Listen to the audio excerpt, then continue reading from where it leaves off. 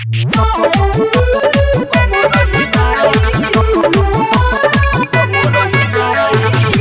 by Sumalik Recording Studio, Pipra.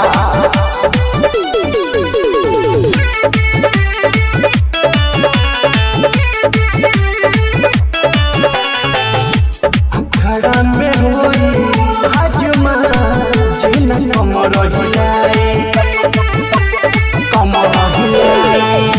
अखड़ा में होई हाजमा जिन कमर हिलाए।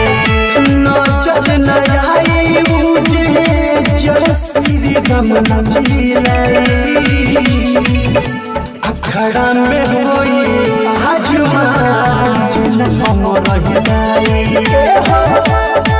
हे अखड़ा में होई हाजमा जिन कमर हिलाए।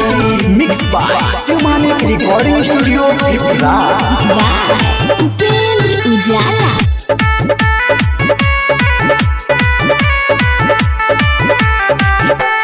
ना चाहे बाबू सोना बेबी हो, ना चाहे मेला के जलेबी हो। अखड़ा से केहू के न लागे के बाहर हो जाओ भले जे भी हो। ना चाहे बाबू सोना बेबी हो, ना चाहे मेला के जलेबी हो।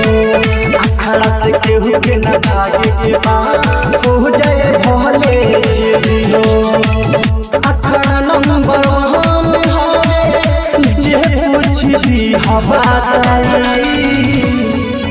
हे अखड़ा में होई आजुमा जिन कमर हिलाए।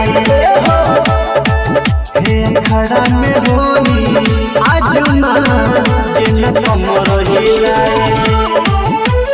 कमर हिलाए।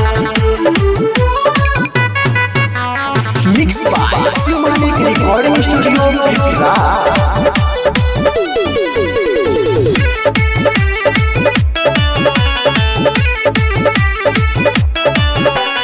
आगे पीछे चढ़े रे बा, मिलल ही मुंगा पर चढ़े रे बा।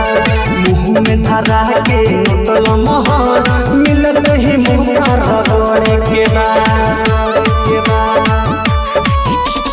आगे पीछे चढ़े रे बा, मिलल ही मुंगा पर चढ़े रे बा। मुंह में धरा के नोटल मोहर, मिलल ही मुंगा रगड़े के बा। जख्मी से डार काहे सुनाए अफसर भाई। अखड़ा में होई आजुमा जिन कमर हिलाए। हे अखड़ा में होई आजुमा जिन कमर हिलाए। मिक्स बाय सुमानिक रिकॉर्डिंग स्टूडियो पिपरा।